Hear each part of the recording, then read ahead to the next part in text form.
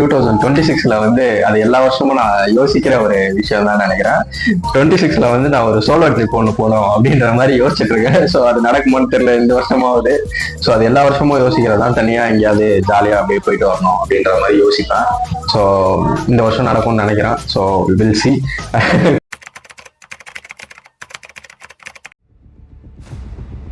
இவ்வளோ சீக்கிரமா எழுந்து எந்த கோட்டையை பிடிக்க போறேன்னு தானே கேக்குறீங்க.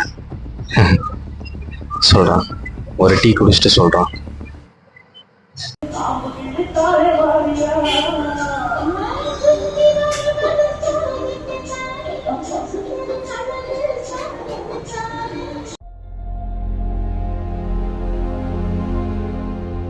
இப்ப சொல்லிட்டா, கந்திக்கோட்டா ஒரு அழகான ஒரு பிளேஸ்.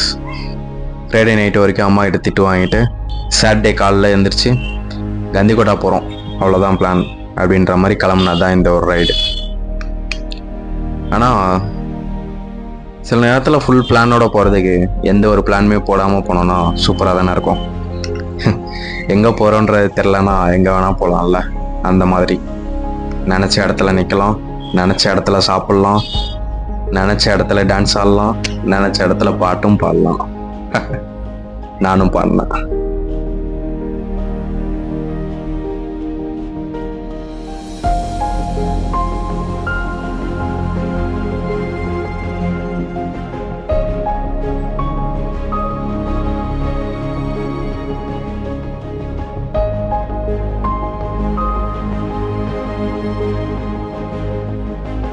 இந்த கந்திக்கோட்டாவை பற்றி சொல்லணும்னா அது ஒரு கார்ச் 100 மீட்டர் வித்து. 2 மலைப்பகுதிக்கு நடுவில் ஒரு பெண்ணாறு அப்படின்ற ஒரு ரிவர் போகும். அதை பார்க்கறதுக்கே இயற்கையாக செதுக்குன ஒரு வேன்கோ ஓவியம் மாதிரி இருக்கும்.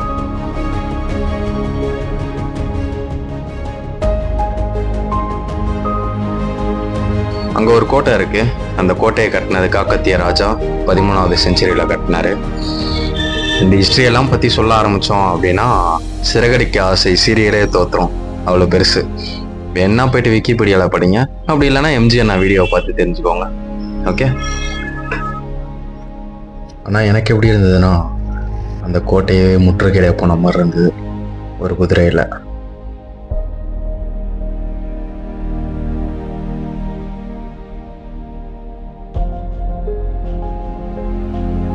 நான் வந்து ஒரு 2 இடத்துல சன்ரைஸையும் சன்செட்டையும் அழகாக பார்த்துருக்கேன்.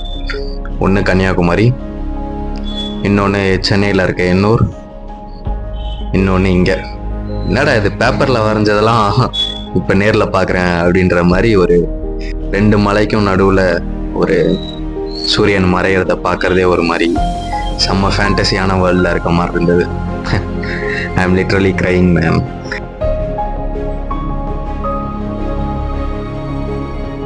அப்படியே அந்த சன்செட் ஆகிற அழகை பார்த்துட்டு அப்படியே கேம்ப் சைட்டுக்குள்ளே வந்தீங்கன்னா 8:30 மணி போல் உங்களுக்கு ஒரு டின்னர் ரெடி பண்ணி வச்சுருப்பாங்க. ஆந்திரான்றனால கொஞ்சம் காரம் தூக்கலாகவே இருந்தது. சிக்கன் கறி, சப்பாத்தி, இது 2த்தையும் கொடுத்தாங்க. நல்லா இருந்தது. அப்படியே சாப்பிட்டு 9 மணிக்கு நீங்கள் டென்ட்டுக்கிட்ட வந்தீங்கன்னா உங்களுக்குன்னு தனியாக ஒரு கேம்ப் ஃபயர் ரெடி பண்ணி வச்சுருப்பாங்க.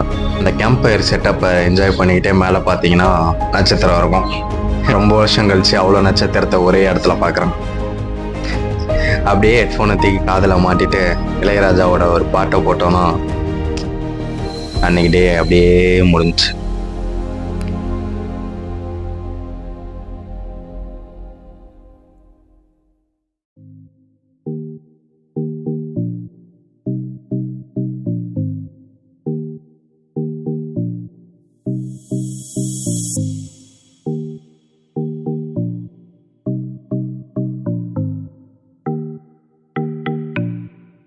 அடுத்த நாள் காலைல ஒரு 6 மணிக்கு எழுந்திரிச்சு சன்ரைஸ் பார்க்க போகலாம் அப்படின்னு சொல்லி கிளம்பியாச்சு. ஃபுல்லாக ஃபாகாகவும் இருந்தது. அதுக்கு மேலே இருந்து அந்த சன்ரைஸ் ஆகிட்டு இருந்தது. பார்க்கறதுக்கே ஒரு மாதிரி பெயிண்டிங் மாதிரி இருந்தது, அவ்வளோ அழகா.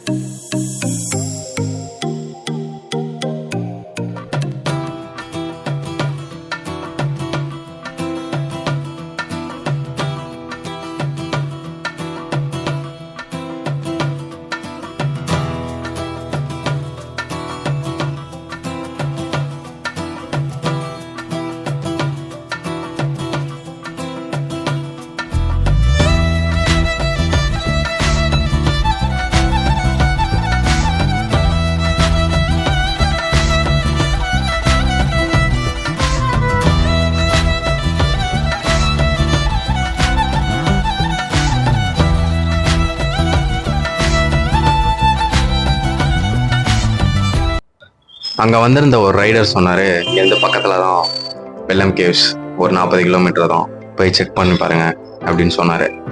ஓகே, நம்மளும் சும்மா தானே இருக்கோம், போய் பார்ப்போம் அப்படின்னு சொல்லிட்டு போய் பார்த்தேன். அதுக்கு போகிற வழியில தான் பார்த்தது சூரியகாந்தியோட ஃபார்மிங் ஏரியா. ஒரு சூப்பரான ஒரு விஷுவல் ட்ரீட்டாக இருந்தது.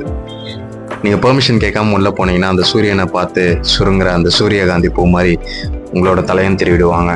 அதனால் பெர்மிஷன் கேட்டு போங்க.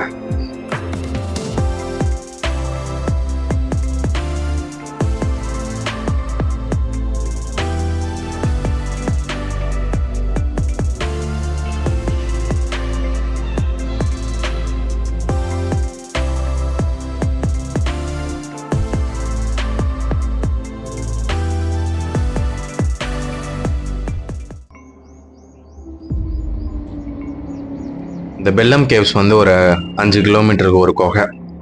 அதில் மனுஷங்க போகிறதுக்கு ஒரு 1.7 கிலோமீட்டருக்கு தான் அலோடு.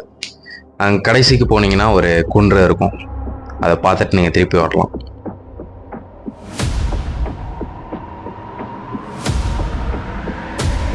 மூச்சு விடுறதுக்கு ரொம்ப கஷ்டமாகவும் இருக்கும், உள்ளே வேர்த்து ஊற்றும். அதே மாதிரி நீங்கள் எங்கே போகிறீங்கன்றதையும் மறக்கிறதுக்கும் வாய்ப்பு இருக்குது. ஸோ அதனால் பார்த்து போங்க. அப்போ எங்கள் கூட யாருன்னா வந்தாங்க, இப்போ யாரும் இல்லை.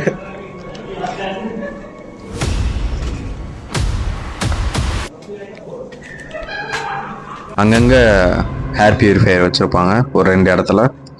அது மட்டும் இல்லைன்னா உங்களால் ப்ரீத் கூட பண்ண முடியாது, அந்த மாதிரி ஒரு இடம் அது.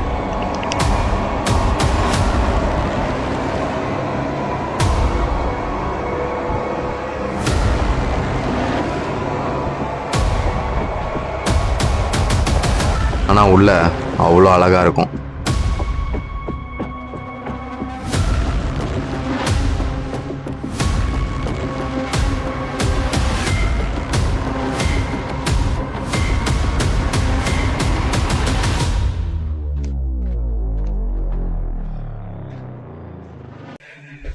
உள்ளே போக போக மூச்சு விட முடியல.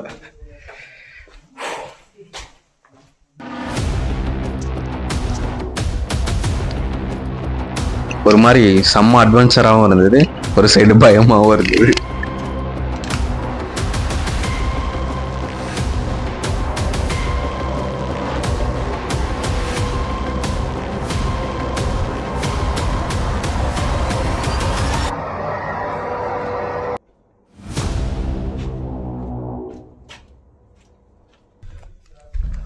பவர் வேறு ஆஃப் ஆயிடுச்சு நண்பர்களுக்கு, ஃபுல்லாக இருட்டாக இருக்குது.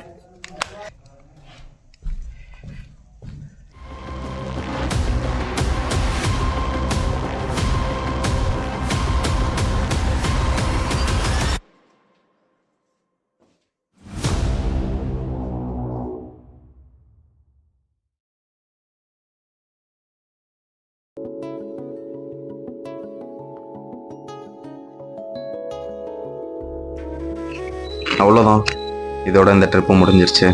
நாளைக்கு திங்கக்கிழமை ஆஃபீஸுக்கு கிளம்பி போகணும். காசு கொஞ்சம் வேணும்னா ஓடுறதும் வேணும்ல, அந்த மாதிரி தான்.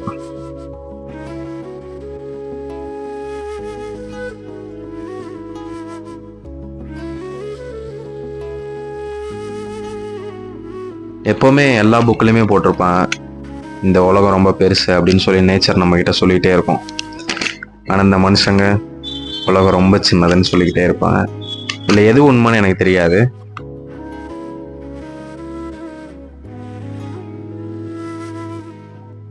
கொஞ்சமாக காசும் சேர்த்து வைங்க, கொஞ்சமாக ட்ராவலும் பண்ணுங்க.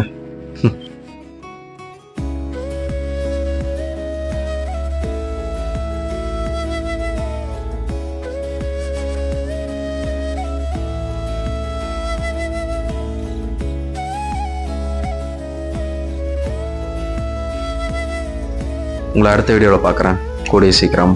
Until then, peace.